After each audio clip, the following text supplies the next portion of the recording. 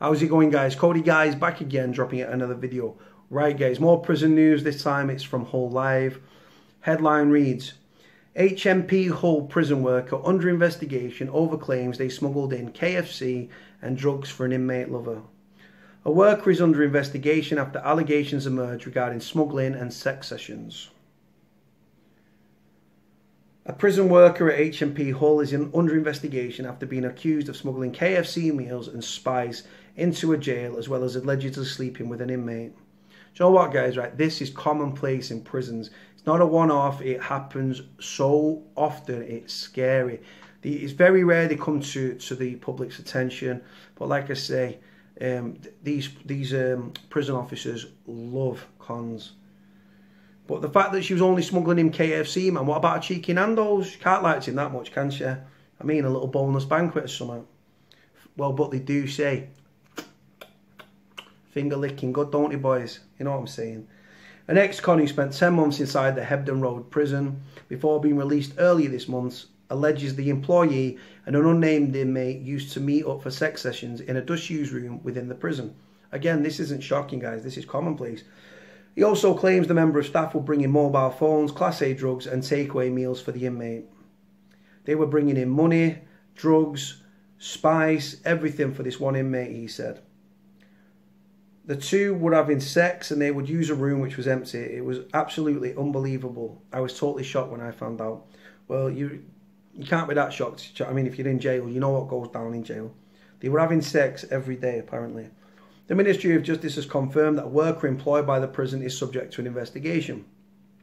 A spokeswoman said, we never tolerate inappropriate behaviour by prison officers, and where there is any evidence of wrongdoing, we investigate and work with the police to bring prosecutions. Well, inappropriate behaviour by prison officers. You name it, they do it.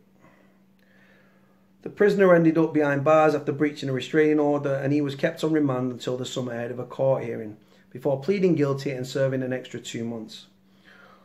The dad had never been behind bars before, but he landed in a role helping other inmates to read and write.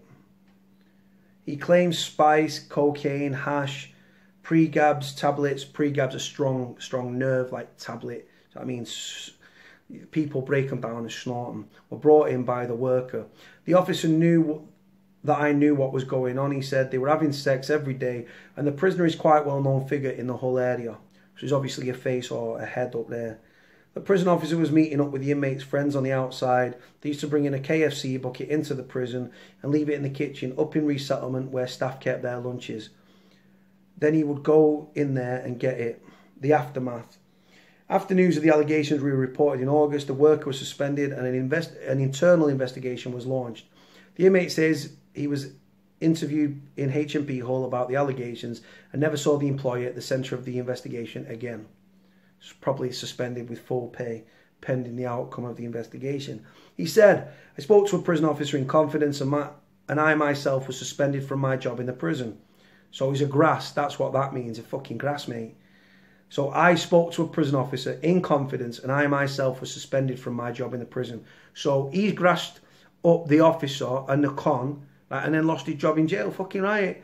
And if he ever comes to light, you get a kick in. The guy who was getting all the drugs and phones smuggled in for him was sent down the block and put in isolation. I believe the officer was suspended because they never came back in and I never saw them again. Challenging times at HMP Hull. Along with HMP Humber, HMP Hull is earmarked as one of the most challenging prisons in the UK. Not the most challenging, or one of the most challenging. The failing prisoners. Simple. Both of the jails are set to be part of a new project which will fund drug-sniffing dogs and scanners to detect drugs being smuggled inside. Right? They need to roll these out and use them on prison officers, because if they don't, then the officers are going to carry on bringing the drugs in.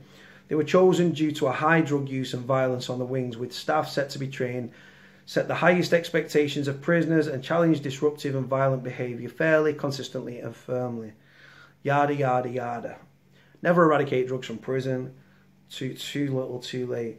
The scheme will be up and running by the end of 2018, with the Ministry of Justice expecting results in the following 12 months. Prisons Minister Rory Stewart said, With more than 20,000 prison officers, 84,000 prisoners and over 100 prisons, it is vital we set challenging standards so prisons are places where offenders can turn round their lives. Doesn't happen though, does it? Talking nonsense, don't they? With the right leadership on the ground and support from the centre, these 10 prisons will pave the way for a new approach, a new ethos and a new direction. No, they won't, because if them 10 prisons slightly improve, another 10 prisons will go down a Swanee. Clueless guys.